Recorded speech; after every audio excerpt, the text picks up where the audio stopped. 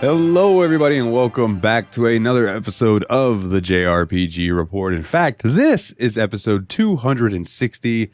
My name is Dalton Suter, and joining me, as always, is my good buddy. Hey, it's Michaela from Team Retro. Sorry for the delay in getting this episode out. Life be crazy, my friend. Yeah, I started my new job. I am now an employee of Coca-Cola Florida, so that's fun. I've been learning the ins and outs of that and, working out and waking up far earlier than I'm used to. So that's been taking it out of me, but I'll make it work because it seems like a good opportunity and a good career and it pays well. So I'm here for it. And the benefits are what's up. You got to keep the lights on. That too. That's the important part. Yes, I do have to keep the lights on. Yeah. But yeah, man, what you been up to? So work stuff, child stuff aside, my wife and I decided to be a little bit reckless, and so we both have new cars. That's what's up.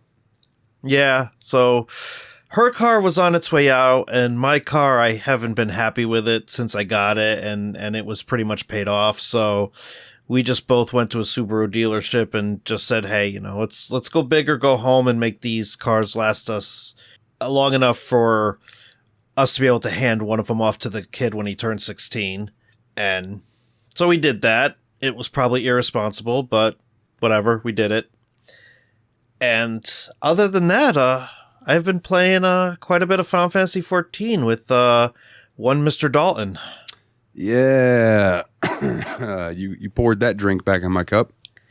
You make it sound like I got you re-addicted to crack. You kind of did. I guess. I mean, I quit playing that game, stopped spending money on it.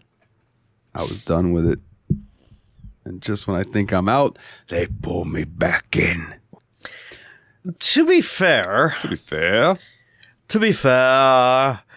there's enough to do in that game to where, at least for me personally, with my busy lifestyle, if there is no other game that I can pick up that day, then I will at least be able to run a dungeon before bed, or at the very least just go kill a couple enemies in Fates.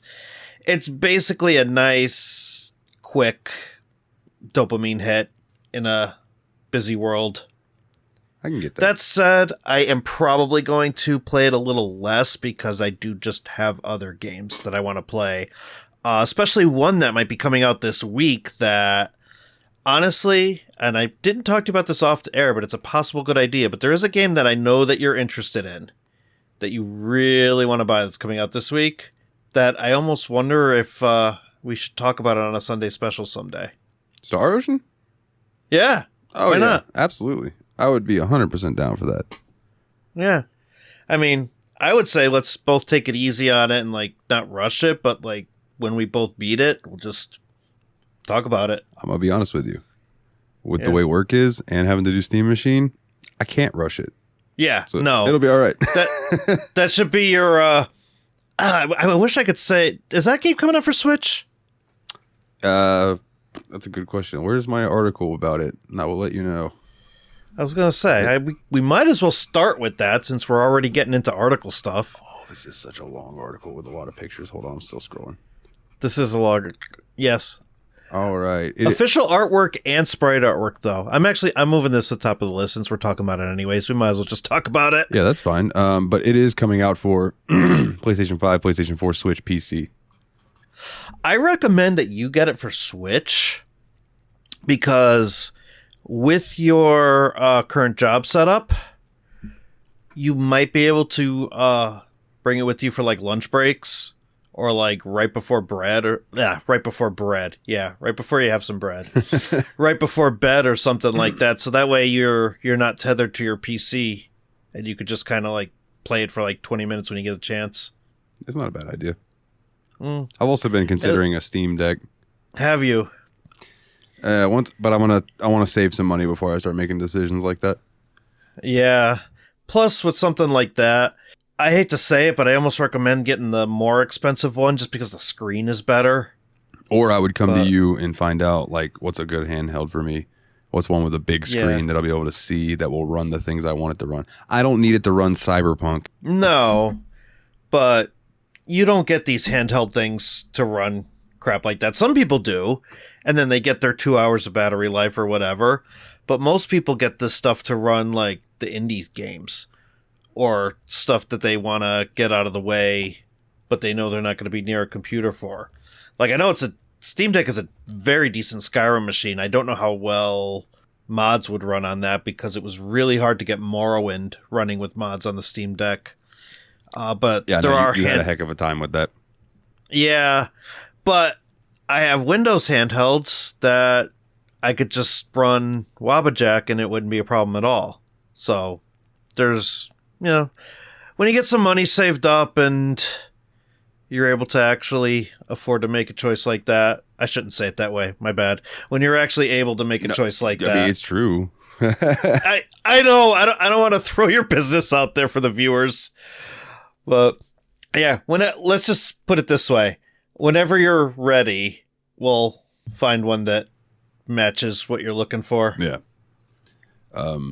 Yeah, we could talk about that another time. Yeah, exactly. But well, yeah, we'll go ahead and roll into this article since we already brought up the game itself. So publisher Square Enix and developer Gem Drops have released the launch trailer for the action RPG remake Star Ocean: The Second Story R, as well as details on the rest of the game's party, the 10 Wise Men, Assault Actions, and New Game Plus. So this article that I did retweet, by the way, if you would like to look at this for yourself, does go into the details of some characters and their sprites. Quick overviews. There's Bowman Jean, an expert pharmacist and advice giver from Linga, a man from Linga who runs a pharmacy, and his wife Nene. He supports his friends with vast knowledge using his martial arts, Qui-Gong, and medical concoctions in combat. And there's Leon D.S. Giste, a young genius researching symbology weapons. A young prodigy who works on symbology weapons with his parents and the Kingdom of Lausir, excuse me. A gifted symbologist, he casts darkness, water, and void magic to support his party from the rear. And there are many others that I'm scrolling past because I want to get to more of the game stuff. There's a ton of comments for this article, too. Like, people are invested in this game. Hold on, now I'm confused. Oh, okay, yeah. Extra feature, Assault Actions. I started seeing characters from other Star Ocean games. I'm like, wait a minute. Cameos from across the series. Defeat past heroes to obtain their powers. Okay, that's cool. With the new Assault Action feature, protagonists from previous entries in the Star Ocean series come to your aid. Acquiring special in-game items called jewels grant you the ability to summon each character. There are a number of different ways to acquire the jewels. Search high and low to see if you can find them. And then it has the pictures of, looks like the main character from Star Ocean Till the End of Time, Star Ocean Last Hope, Star Ocean Integrity and Faithlessness, or Faithfulness, whatever it was, and then the two main characters from the newest Star Ocean game. And it also looks like maybe the character from the first game? Interesting. They all look good. They're summons, though, so they're not permanent party members. Yeah, but still cool, though. They're still cool. Like an ode to the series. And then the New Game Plus, now even easier to play, so you can reach all the different endings. In Star Ocean, the Second Story R, you can select New Game Plus from the title screen if you have a save file after defeating the final boss. This allows you to start a new game whilst carrying over items and some other aspects from your first playthrough. You can use a save file with either Claude or Rena as the protagonist and choose either protagonist for the New Game Plus playthrough. Here are the things that carry over.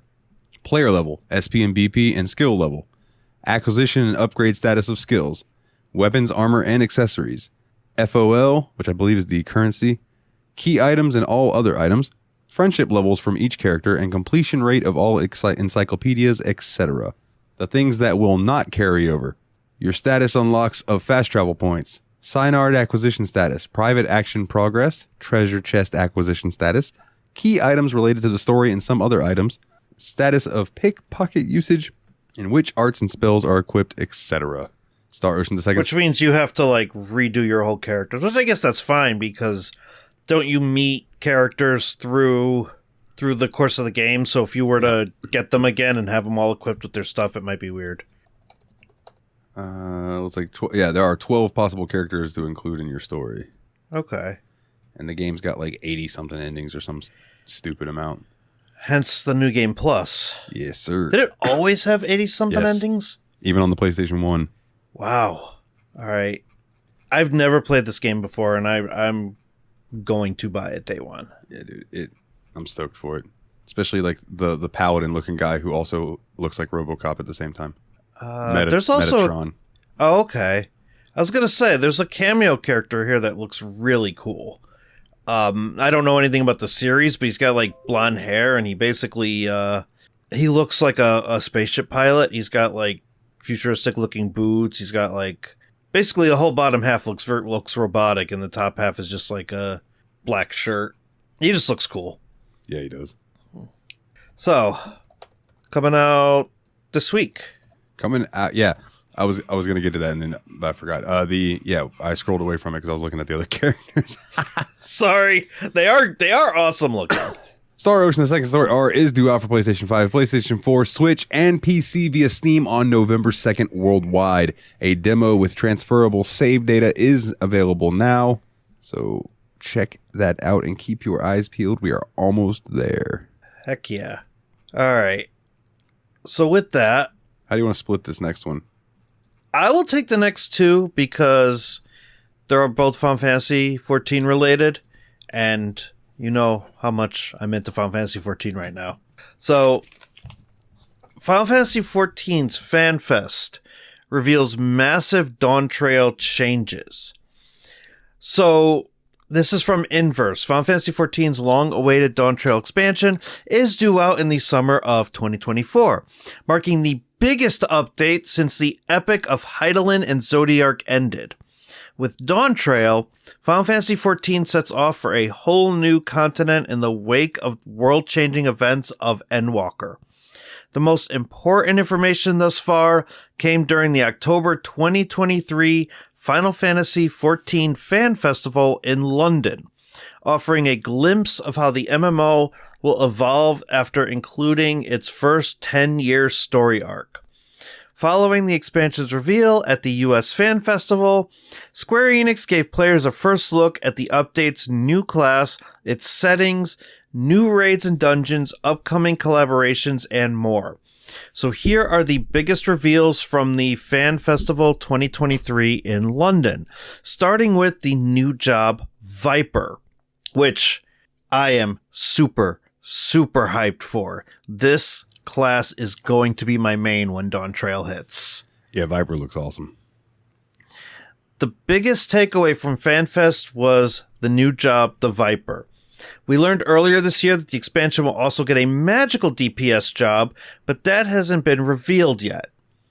As for the Viper, it's a melee DPS job that uses twin swords, which can be fused into one long blade for certain attacks, which is what really made me go crazy for this class, because it wasn't just the fact that they were dual-wielding swords, but the fact that they took the two swords, linked them together, and now all of a sudden they're Darth Maul. The last thing you want to hear when you need your auto insurance most is, "Thank you for calling. Please listen to your list of 46 possible service options." Which is why when you choose USAA Auto Insurance, you'll get great service that is easy and reliable. 24/7 online service for claims, access to roadside assistance, and more. All at the touch of a button. Start getting the service you deserve. Get a quote today.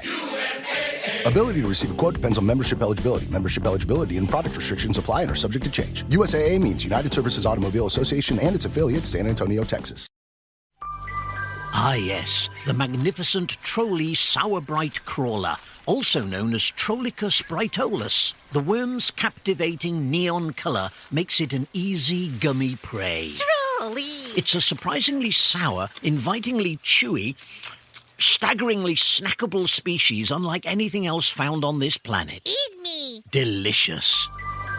Visit Trolley.com to shop now. Trolley, eat me!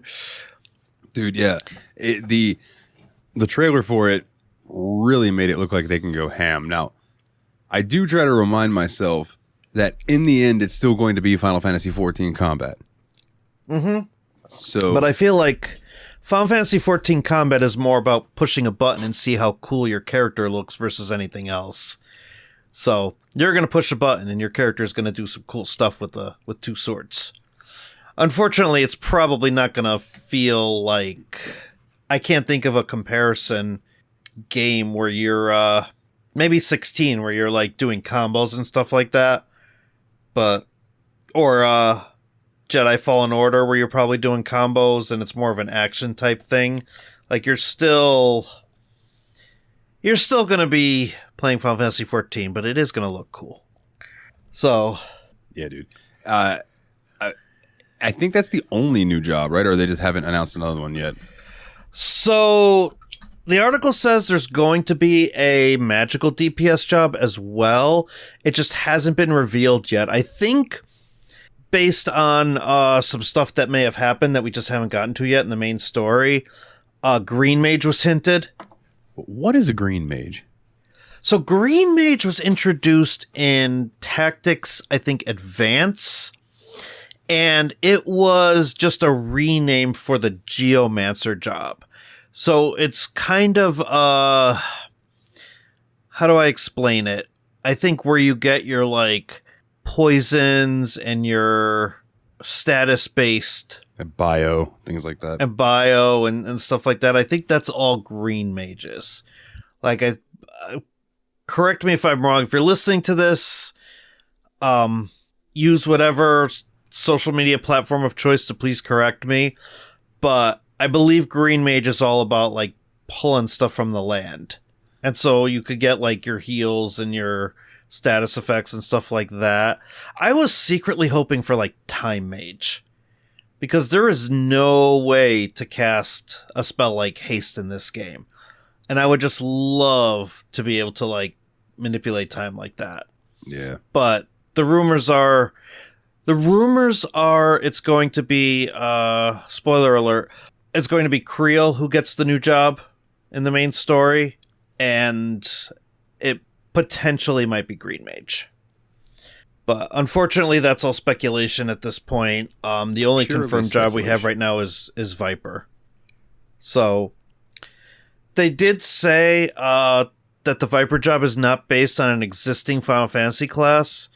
They said they would like to explore original ideas for jobs in the future, so it's likely the magical DPS job will also be unique. Dawn Trial will add Final Fantasy XIV's second limited job as well. Like the Blue Mage, this new limited job will be subject to party restrictions that keep it from grouping with random players for most content. There were no details about what the job would be, but it was set to come in the second half of Dawn Trail, so we're not getting that right away. Can I make you a bet? What's that? I'll give you one of two classes I bet that's going to be. Okay, I'm ready. Beastmaster? Okay. Or Puppet Master? Those are both tactics jobs, right? Well, possibly. I know them from Final Fantasy XI. Okay. But Beastmaster was a solo player's dream if you could get the right pet. Okay. And then Puppet Master was the same thing later on, but you used puppets instead of charming beasts. Okay. You'll find out eventually. I told you I'm going to get that game for you one of these days. One of these days. We'll dive back in time for a while. Yeah. We'll have to take a month and do it. I don't know if I'd be able to have the stamina for more than a month of... You never know. Old school MMO. You might like it. Because it's very streamlined compared to what it used to be. Okay. Like, especially now, like, you can get these... I don't remember what they're called, but you can summon them. Basically, instead of looking for a party, you can summon these NPCs that are your party. Okay. So me and you could go out there and then summon people and then have, it would be fun. Okay. It's worth a shot. It doesn't take place in Eorzea, right? It's a different world. Vanadil. Okay. That's right. I should have known that. Anyway, getting back to the story here. Dawn Trail takes players to the new continent of Tyrol. The recent FanFest offered a closer look at a few key locations in Tyrol that will be open to explore in the expansion. First, there's I should have pre-read this. Tuliol, the new capital city for the expansion. A short intro shows the city surrounded by lush vegetation and teeming with the hum of insects. Situated on the coast, it has a bustling port out front, with buildings arranged around the dock and a massive fortress located a little further inland. 2 new areas were also revealed. Kazamayuka is a tropical region in southern Tyrol. Its defining feature is a series of waterfalls that pour from massive stone cliffs in the region. Some of Shaloni was also shown, though parts are still kept secret, as some landscape features will play into the story of Dawntrail. What we did see included a vast desert scrubland full of railroad tracks, which were apparently used to transport ceruleum from deposits found there. And they're showing that some of the dungeons are going to be a mix of jungle terrain and high-tech facilities that have to do with the ceruleum deposits. Speaking of Vana'diel, the name Echoes of Vana'diel should ring some bells for fans of Final Fantasy's first MMO, Final Fantasy XI. While Square Enix didn't reveal anything that will be found in the Raid series, it will be a crossover with Final Fantasy XI taking place in its world of Vana'diel. See, you need backstory. All the more reason. Damn it, Dalton. I can only take one drug at a time. We'll have to figure that out sometime before the summer. The first allied tribe revealed for Dawntrail is the Moblins, a close cousin of Eorzea's goblins with a very similar appearance. They're skilled at trade and crafting, so they'll likely tie into disciples of the Hand and Land instead of combat jobs. Moblins live in the Kazamayuka area revealed during FanFest, and they're actually a species that appeared previously in Final Fantasy XI, so they could have some connection to the new Raid series as well. And then a new trailer introduced Final Fantasy XIV's upcoming crossover with Final Fantasy XVI, The Path Infernal. Footage shows players facing off against that game's version of Ifrit. Even more excitingly, the collaboration will bring Final Fantasy XVI's goodest boy Torgal to Final Fantasy XIV. Clive's beloved pup will be available both as a mount and a minion, along with Clive's armor set. Both versions of Torgal will be available as rewards for playing the crossover event, which I believe is coming after the holidays. That'd be cool, right around my birthday. So, I don't know that you need to play Final Fantasy XVI to play the crossover event, but who cares? You get a puppy mount, and the puppy mount is very cute. That's what I'm worried about, is the mount. Yeah, that's all I want is the mount. However, having said that, October 31st is going to see the Fall Guys collaboration event. Running for 2 months until December 31st. In this event, players can participate in Blunderville shows located in the Gold Saucer, which feature levels from the Fall Guys game replicated to Final Fantasy XIV.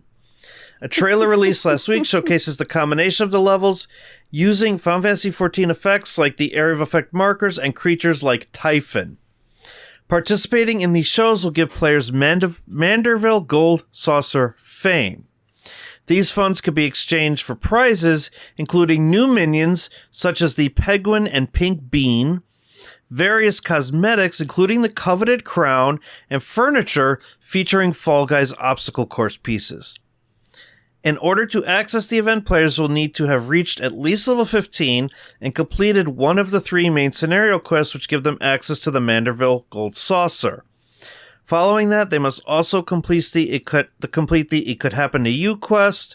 Then they can begin the event during the period by starting the Just Crowning Around quest. More details, including the full list of rewards, can be found on the Lodestone. The Fall Guys side of the collaboration has already ended. Final Fantasy XIV is available on PS4, PS5, and PC. The yearly All Saints Wake event will be running concurrently for some of the event period.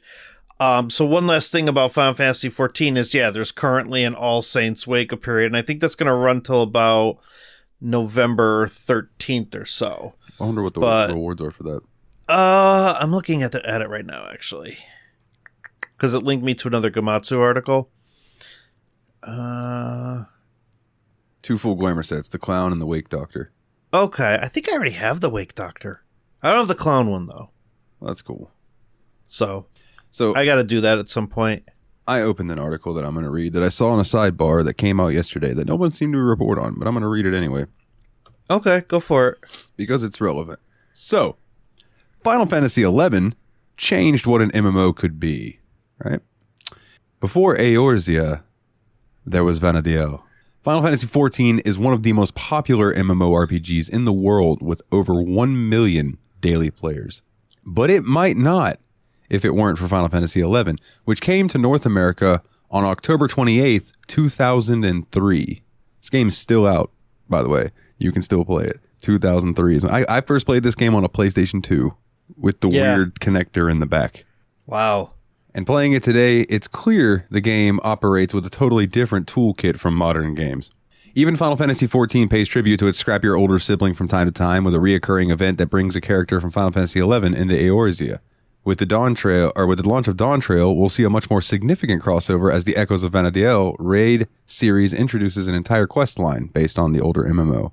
To put things into perspective, Final Fantasy XI released when only around 664 million people around the world had access to internet, according to Our World in Data, compared to the more than 2 billion at Final Fantasy XIV's launch. Online console games were still in their infancy, and Final Fantasy XI was the first game to allow PC and console players to play together. But Final Fantasy XI is more than an artifact of note to Final Fantasy XIV players. Final Fantasy XI received its last expansion, in 2020. And it had been 5 years since the previous one at that point.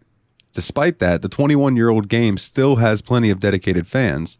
The website MMO Populations estimates that it has around 14,000 daily players at the time of this writing.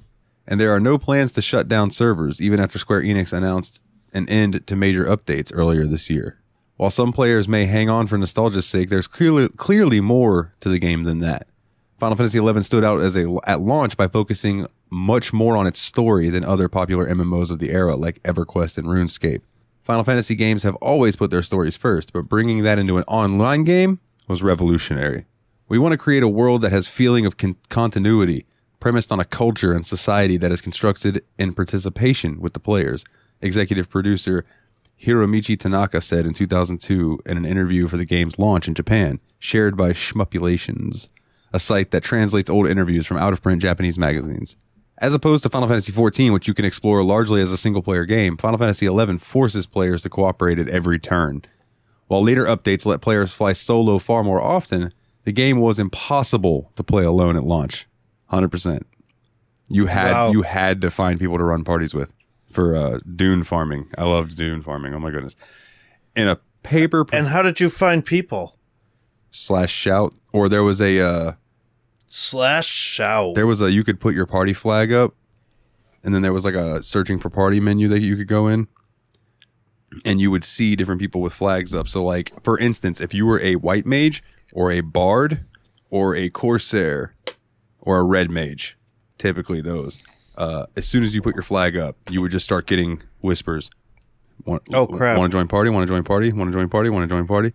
Because those were super sought after people, because bards could buff people. That was a bard's job. They were support. They played songs and they buffed the party. Wow. So they were literally just strict. I mean, they could do healers. a little bit of damage, but their job was to like cast haste on the tank, or cast haste on DPS, or cast things that would weaken the enemy. Like they were a support class. Wow. In a paper presented at the Meaningful Play 2018 conference, researcher Nicholas Lalone argues that making social interaction and cooperation necessary for players to advance helped prevent a toxic culture from taking hold. But as World of Warcraft became more popular and adding features making interactions both less necessary and more automated, like Dungeon Finder, which lets players form groups without the need to communicate, Final Fantasy XI followed suit and made solo play much more viable to account for a lack of new players. By the time Final Fantasy XIV came around, a philosophy that encouraged solo play was already baked into its design. And though the necessity to work with other players has been reduced, Final Fantasy XI is ultimately still a game built with its community in its mind. It's fostered a welcoming player base as a result, something that Final Fantasy XIV has also achieved. Maybe more than anything else, that's why some players still cling to Final Fantasy XI even 21 years later. I'm not aware of whether Final Fantasy XI contributed anything that stood out compared to other MMORPGs, producer Akihiko Matsui told GameSpot in 2022. But if I had to name something, I'd say that it brought Final Fantasy to MMORPGs. In other words, it established a style of games that strongly emphasizes narrative and includes cutscenes as a part of the experience and even make the other players wait for the game to start. That humble response aside, Final Fantasy XI paved the way for 14's even greater focus on story. Shades of 11 can be even seen in Final Fantasy XII. The most obvious is the Gambit system, which allows for players to set an AI routine for companions, offering a taste of the feeling of controlling one character in a party of other players. Hunt quests, which challenge the players to track down specific powerful monsters for rewards, also mirror the notorious monsters in Final Fantasy XI, which spawned under particular conditions and offered greater rewards than typical foes. I hunted many a NM, camped them for a long time trying to get drops for certain gear, dude. My goodness. But what makes Final Fantasy XI special isn't its influences on other games. How it stands on its own is how it, it's how it stands on its own. Final Fantasy XI has one foot in old school MMOs with their focus on grinding and player driven worlds, while introducing a story that's been unmatched by anything except Final Fantasy XIV. Final Fantasy XI may be past its prime, but it remains an online world unlike any other. With the echoes of Vana'diel event bringing it back into the conversation, maybe there's even a chance for it to shine again. You think that having this raid in Final Fantasy XIV is going to actually drive people to want to play the original 11? I bet it'll drive some people back just for the nostalgia factor of it. Gotcha. I don't know if it'll bring everybody back, but it'd be cool. I mean, it might be worth a shot. You might have me.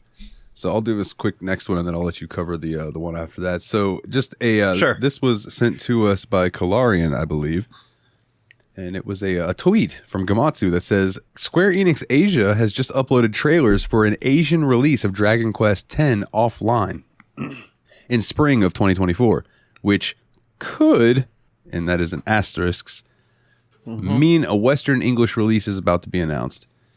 The Asian trailers only list PS5, PS4, and Steam as platforms, which could indicate that Nintendo is handling the publishing of the Switch version outside of Japan, as it sometimes does with Dragon Quest titles.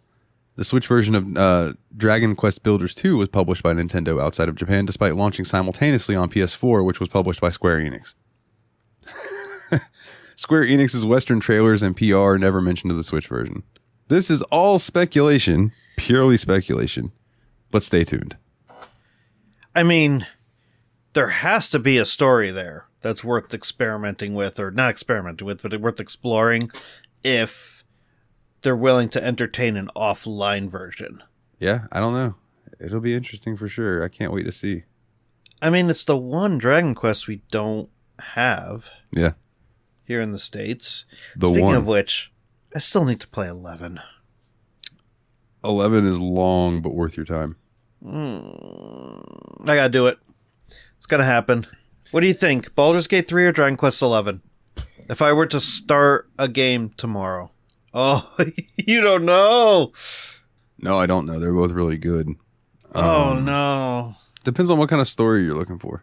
I don't know. For the purposes of this show, Dragon Quest 11. Okay. I can get behind that. All right, so I'm going to have to flip a coin. I'll have you take this next one. All right. It's the Saga Frontier one, right? Mm-hmm.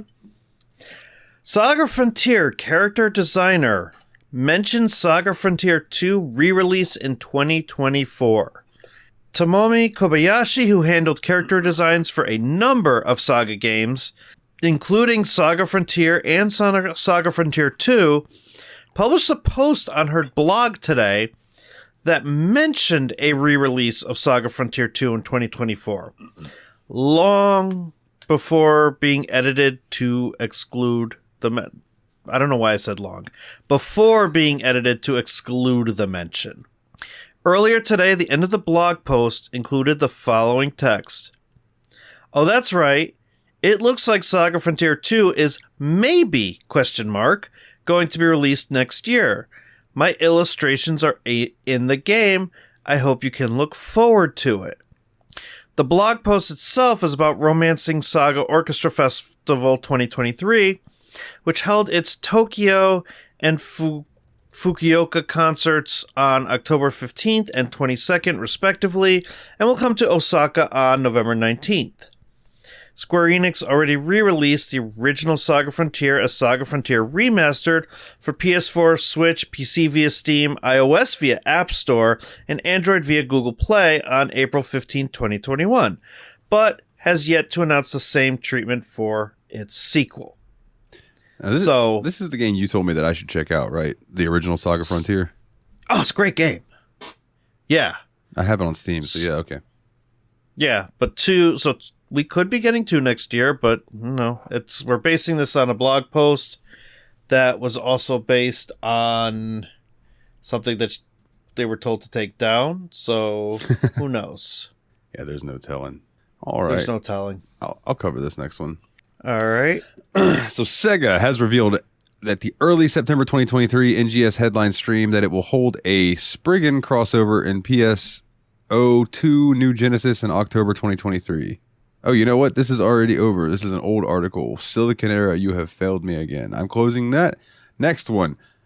During Square Enix's Voices for Valistia panel at PAX West 2023, producer Naoki Yoshida teased the Final Fantasy XVI PC port and DLC. There will be 2 add-ons released. Both of them will be paid. Also, the PC port, as he has mentioned before, is in development.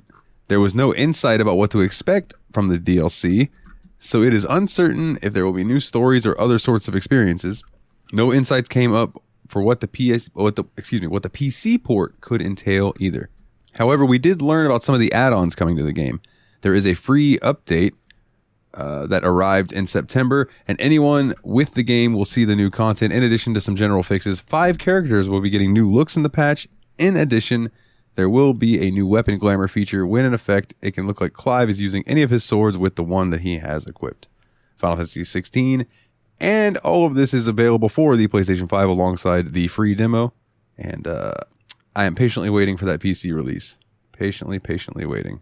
I feel like we're patiently waiting for a lot of stuff these days. Yeah, it's a lot of stuff in development that looks real good, like this next 2 games that we're going to talk about.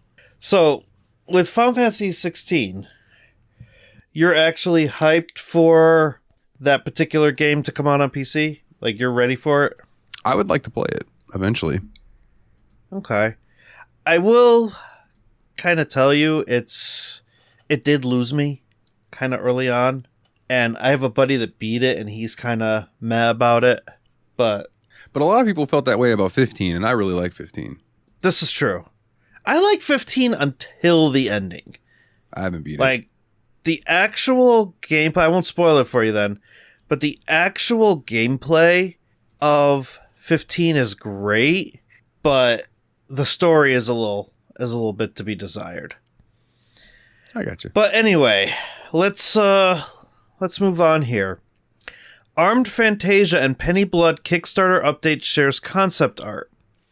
A new development diary appeared for the twin Kickstarter for JRPGs Armed Fantasia and Penny Blood, including concept art for a transforming weapon and a wind-powered monster. The Armed Fantasia update is written by Hikori Ishii, while Matsuyo Machida penned the one for Penny Blood. In the section for Armed Fantasia, Ishii mainly described development continuing on the story, with new dungeon gimmicks and UI elements being developed. Ishii commented that the response from B-Tribe Digital Studio, which is working on the 3D designs, has been swift, and that he thinks the last boss is, quote, really cute. He also included some concept art of a mechanical katana weapon with a short video of its transforming animation, which he promises will have impressive effects added later. Mashida's section began by discussing negotiations with publishers in a post-pandemic industry, which he described as being in a slump. He also introduced a Halloween-themed piece by illustrator Kato Miyako, a concept design for a fusion monster called Ronin the Mad Tempest Knight, which he described as a more support-oriented monster akin to a bard class, appeared too. Finally, he elaborated on the Greyhound racetrack area depicted on the final piece of concept art, which is inspired by 1920s America. Party member Luca, who could transform into a wolf, will take part in these races as training, where Machida unanimously remarked that he won't only be racing against other dogs. Yoshitaka Hitora, lead composer for Penny Blood, also left a message delving into his thoughts on the importance of sound lists. He announced that he was planning a YouTube stream for October 29th, which is today, where he'll be working on music for the game. And there is concept art in the gallery linked to this article. Armed Fantasia and Penny Blood are new projects featuring development staff from classic games Wild Arms and Shadow Hearts. The project's double Kickstarter campaign finished successfully in 2022, and the teams have been releasing monthly development diaries since. Armed Fantasia and Penny Blood are being developed for PC, Xbox, and PS5, with Penny Blood scheduled for a spring 2025 release. And you could find more updates on the game's Kickstarter page, which is linked to the article. 2025. I remember having a conversation in the JRPG Report Discord, which tune into the end of the show and you can find out how to join that. We were having a conversation about, I was saying I really wanted a good goth style JRPG. And I believe it was Shadow Hearts that they were like, well, you should check out the Shadow Hearts games because that's pretty much what you're looking for. And not long after we had that conversation, Penny Blood was announced. Wow. And I was like, well, that looks rad. Yeah, but it sounds like they've been working on it for a while. So it's probably one of those games that people are really looking forward to, but it's not coming right away. And then also, like, Armed Fantasia looks fantastic. Like, I don't know. Yeah, they both sound like great games. It's just, are they going to continue to garner interest if they're not releasing till 2025? I mean, that's kind of a long haul. Yeah, but again, I am very much one of those people, like, take your time with your game. This is true. Like, it's like Nintendo's look on it that I read the article the other day where, like, Nintendo doesn't rush publishers because they're like, we want it to be good. And if you notice Nintendo's track record of games being awesome, they typically are. They typically are. So, All right, one that might have our buddy Kularian's ears perk up a little bit. RPG Maker with the newly announced Switch entry in the role-playing game creation tool series will launch both physically and digitally in 2024 in Japan. Gacha Games has announced, and the first information and screenshots were also released. The RPG Maker series is a long-running series that began in 1990, acting as a game construction tool that allows you to create games without programming. In Japan, the series has been known as RPG Sukuru, but the name has since been unified worldwide as the RPG Maker series. And the latest entry is planned for release on Switch. While previous entries of RPG Maker series have been developed for PC, RPG Maker with has been tuned for the controls so that anyone can easily and casually enjoy game creation. With RPG Maker with, you can become a game creator simply by owning a Switch. It is a tool that responds to the needs of a generation of 100 million creators. Game creation can sometimes be lonely, but some users have said that they find it difficult to create games on their own, so RPG Maker with adds a new feature called Asset Sharing that allows everyone to create games together. In previous RPG Maker entries, users were only able to publish completed games, but in RPG Maker with, in addition to publishing completed games, maps and events included in the work in progress games can also be published as parts. Parts published by other users can easily be incorporated into your own games. Through this new asset sharing feature, you can create games not only on your own, but also with the rest of the RPG Maker community. RPG Maker with features the following materials at launch: 128 characters and 130 monsters. All sorts of variations and quantities are being prepared. Numerous materials are also planned for release at post-launch additional content. Pause. That is where RPG Maker makes all its money. Like, it's an expensive... the add-ons? It's an expensive program. But, Go look up RPG Maker MV on Steam and see how much it costs, and then go look at the list of DLC. Doing it right now. $80 just for the game. Yeah. Which you can catch it on sale, and get it for a good price, but... And then, let's check.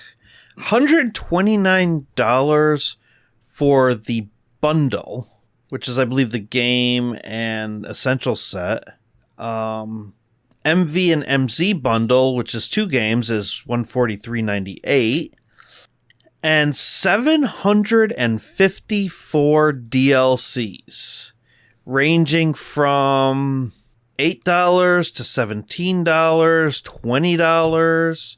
The highest price, there's a $35 one.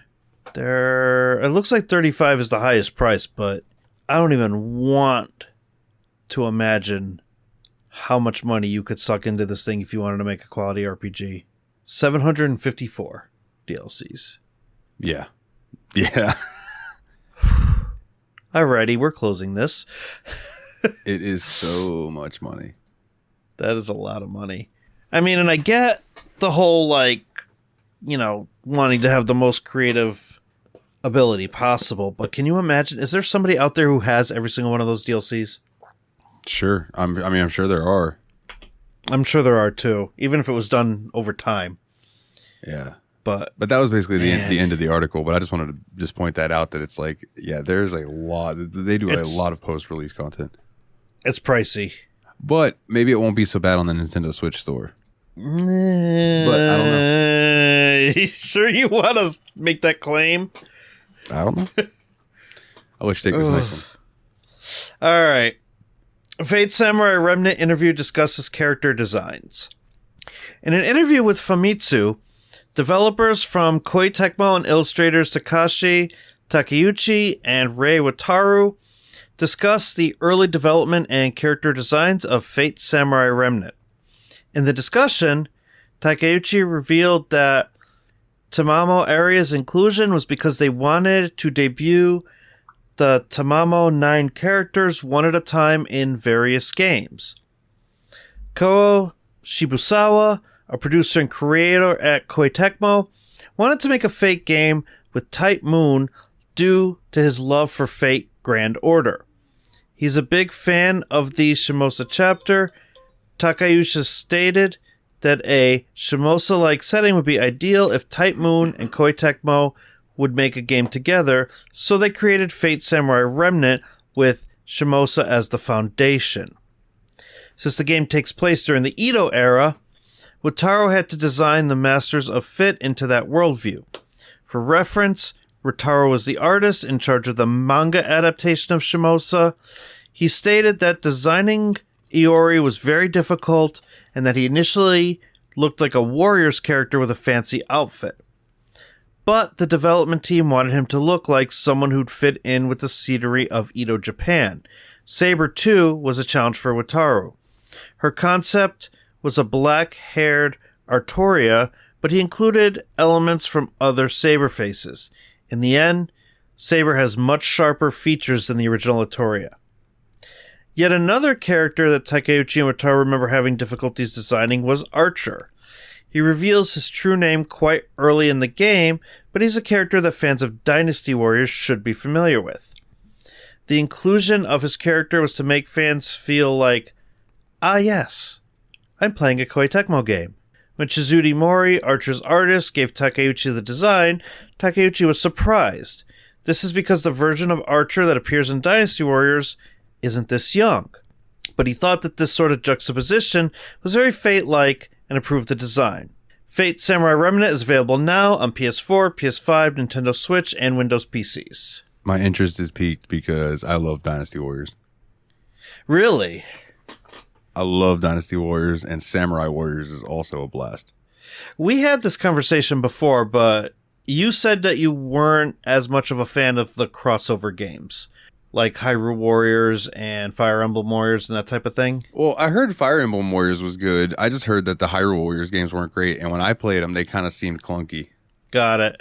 Yeah, I think I remember us talking about it, but I have the Age of Calamity. I haven't played it yet.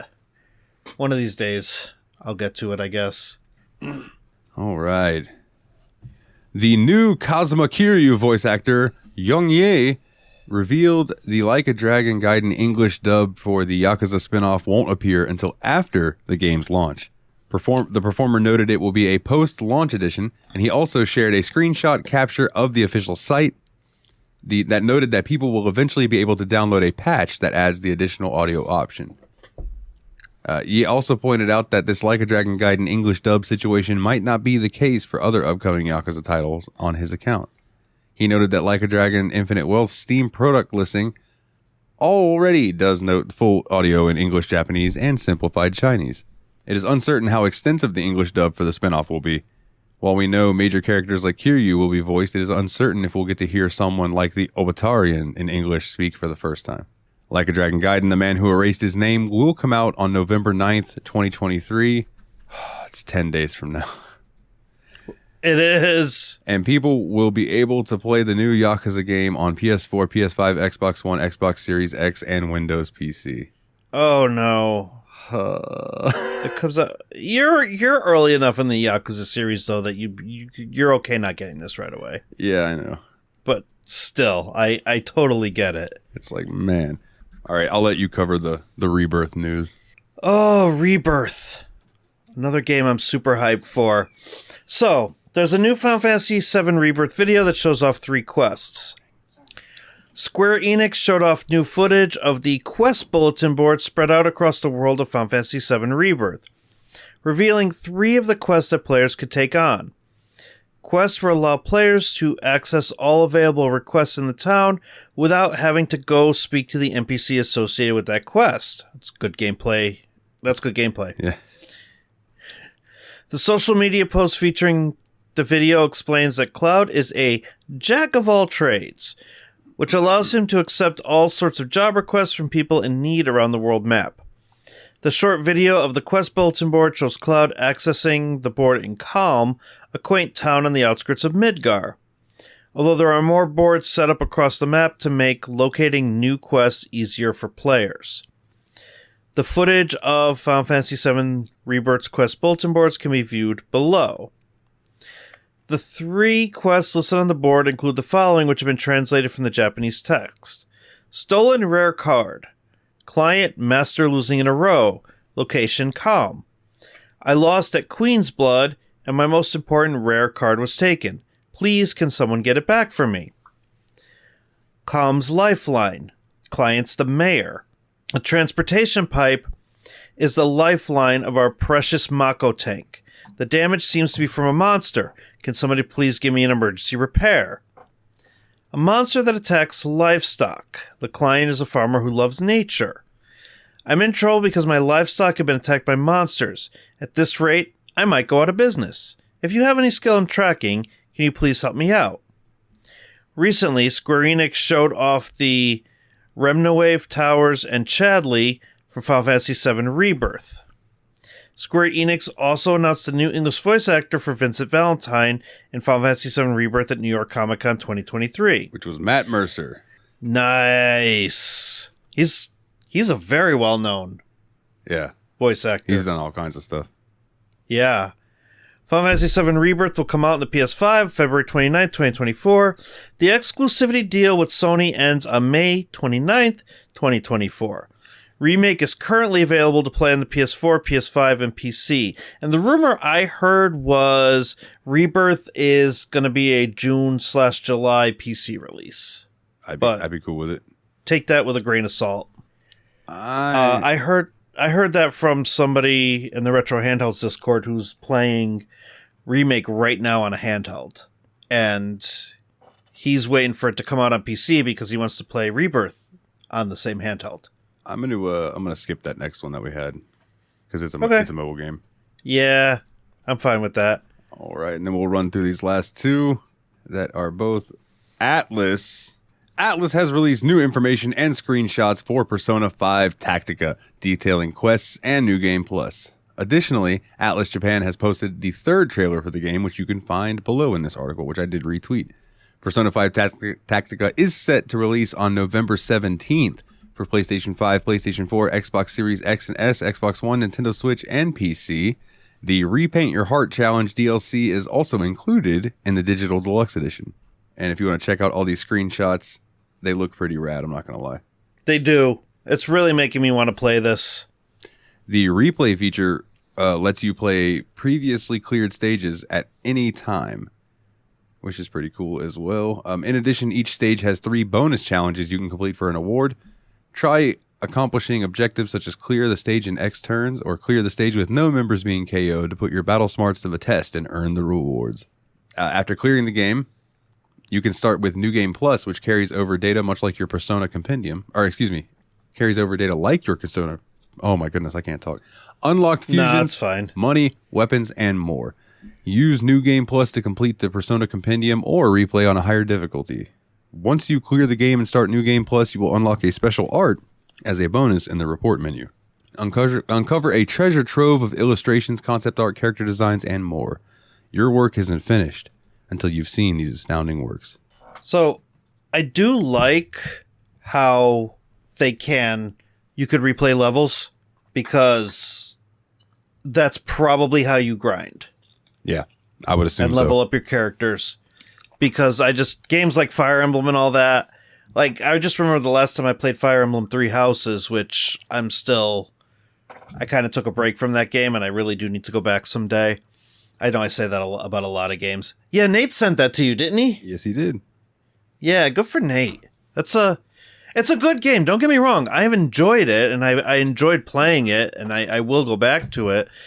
I just stopped when I hit a major story point, because I kind of have a feeling that stuff's about to go down, so I wanted to grind my characters.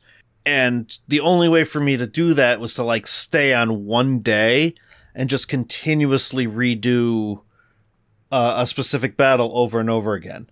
Because they actually let you do certain battles without progressing the day or the timer and all that. And if I remember correctly, that's how you kind of had to level up in Persona 5. You had to not progress the day just by staying in mementos and just go out and grind it out and then save, and then you're always there. You just have to save your game like in the mementos, and you're always going to be in that day. Yeah. You could go back and grind and whatever. So that's probably how they're handling the grind in this game, because how else are you going to do it? You're going to have to either have random encounters or just replay the levels and have challenges. So I kind of like it. I think it's a good idea, and as long as it can help you level up or get specific personas or stuff like that, I'm for it. You want me to tackle the last one? Yeah, you can if you'd like. Sure. It's very Persona long, 3... so pick through. Is it? I'll skim it.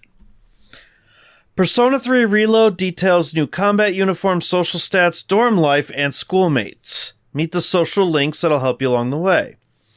Atlas has released new information and screenshots for Persona 3 Reload, introducing the new specialized extracurricular execution squad combat uniform, social stats, dorm life, and schoolmates. Specialized extracurricular execution squad, new C's combat uniform. This remake updates the classic combat uniforms worn by the party members when exploring Tartarus. Check out all new gear art of the protagonist, Yukari Takaba, and Junpei Iori in their new gear. And it kind of goes through the different characters and their new outfits. So there's the protagonist who uses Orpheus, has a one-handed short sword, Yukari, who has a bow and arrow, and her persona is Io, which is a priestess in service to the goddess Hera, which is also interesting. Junpei has a two-handed sword, and his persona is Hermes. These are all Greek mythology personas. I'm thrilled with this. Mm-hmm. And then social stats. As you go about your daily life, you may be challenged to meet a certain standard of aptitude in 3 social stats: courage, charm, and academics. These can be improved through activities like studying and part-time jobs. Without sufficient social status, you may not be able to use certain facilities or develop social links, so be proactive in self-improvement. Now, they only have 3 as opposed to Persona 5's 5. Yeah. I wonder if they did that on purpose.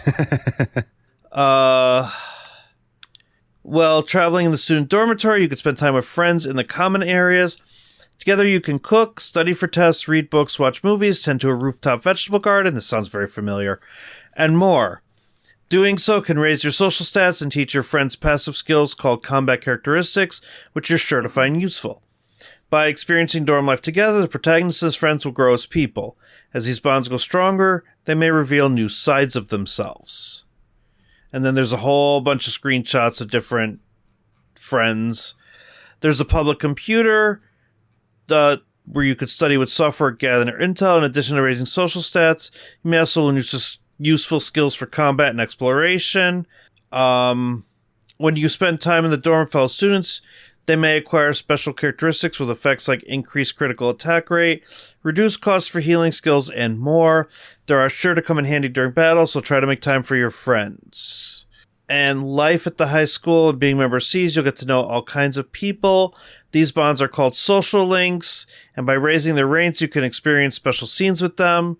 You'll be able to find a number of fellow students to hang out with after school hours. Interacting with them will also strengthen your persona abilities, so be proactive in building those relationships. Then it goes through a bunch of different classmates that are your social, same as Persona 5, you have certain members of the school that you can interact with and get they're not party members, but you gain stats or buffs or whatever by spending time with them. And there's a lot of them, so that's why I'm kind of just skimming through them. But you have like a student council, treasurer, you have a head of the disciplinary committee, and he kind of looks like a, don't mess with me type of person, manager of the track and field team, and a regular member of the track and field team, and then an interesting character known as the Gourmet King. So bunch of socials. It's got a lot of the same Persona vibes. I think they definitely implemented a lot of what they learned from Persona 5 into this remake. So this is going to be due out February 2nd, 2024 for PS5, Xbox, PS4, Xbox One, and PC via Steam and Microsoft Store. And it's also going to be on Game Pass. So I will more than likely end up getting it on Game Pass and hope that it doesn't leave Game Pass before I'm done with it. Because then I'll have to actually buy it on the Microsoft Store, which I'm not excited about. Yeah. But still hyped for the game. We all know the Microsoft Store is super reliable. As in not reliable at all? Yeah. Totally being facetious. But listen, if it's a matter of like cloud saving from Xbox to PC, then it is what it is. That is fair, my good sir. Yeah. Well, that wraps up our news for this week. So if you would like to go and check us out on social media, you can check out the Facebook if you want. It's not very active. Facebook.com/JRPG Report. You can check out the Twitter where I do retweet things, or X, whatever you want to call it these days. We are at JRPG Report. If you would like to support the show, which would mean a ton to me and help me keep the lights on, patreon.com/JRPG Report. I do want to eventually start the Let's Plays up again. That would be rad. But I don't know. We'll figure something out. If you do join the Patreon, though, you do get a link for the Patreon Discord, JRPG Report Patreon Town. If it doesn't automatically send you the link like it's supposed to, because this happened to Kana, so I want to bring this up. DM me on Twitter or send me a message on Patreon itself. Like it lets you DM creators. DM me and let me know if it doesn't automatically send you the link, and I will send it to you personally, because it should, and it didn't for some reason. So if that happens, I will gladly send you the link if you would like it. So yeah, patreon.com/JRPG Report, and you can get your name read on each and every episode like these wonderful people: Jake W, Jordan K, Kularian, MasterLoot, Japandi, or I always say Japandi, but it's Japandi, Kana, and the mysterious benefactor. I do appreciate each and every single one of you. And if you want to hear more of my voice, check me out over on the Steam Machine Podcast, a bi-weekly PC gaming show where we talk about our backlogs. We play through games. Our upcoming games are free horror games for the Spooktober, as we call it. And then I have a sneaking suspicion that we are going to be playing something JRPG adjacent here soon. So keep your ears peeled out for that. My good sir, plug your stuff. Team Retrogue everywhere. X, YouTube, And I am on the JRPG Discord. I'm on the Steam Machine Discord. And I'm on the Retro Handhelds Discord. Retrohandhelds.gg if you want to see the couple of articles that I've been writing for the community. And also if you want to get into that Discord community, because that's where I tend to hang out in between YouTube content and the JRPG report. November 4th on the Retro Handhelds Gaming YouTube channel, I will be hosting a Smash Brothers tournament live with members of that community. Nice. And we did a practice on my channel last week and it was a lot of fun. So tune in and see what kind of shenanigans we get into. I think that's all I got. Hopefully, depending on the news and depending on our lives, we can get some content out to you a little quicker than we have. And just sorry that my life has been such a nightmare that we haven't been able to pull a report together before today. I mean, it hasn't been just yours, bro. So it's all good. Life's just been being life. But that happens. And our listeners are wonderful people, and I'm sure they understand. But until the next episode, everyone, do us a huge, massive, just colossal solid and get back out there and level up.